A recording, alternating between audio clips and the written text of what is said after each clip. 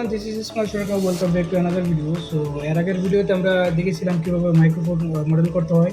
সো ওই ভিডিওতে মাইক্রোফোন ফুল ফ্লপ করা হয়নি। সো ওইটি আজকে ফুল ফ্লপ করার চেষ্টা করব। সো আর কথা না বলে চলে যাই সরাসরি আমাদের ডেস্কটপে। এবং ওইটা করতে চাইলে আমাদের কিছু ইউনিক টুলস জানতে হবে। সো ওই টুলসগুলো আমরা ইজিলি ইউজ করে দেখি কীভাবে মডেলটি ফুল ফ্লপ করা যায়।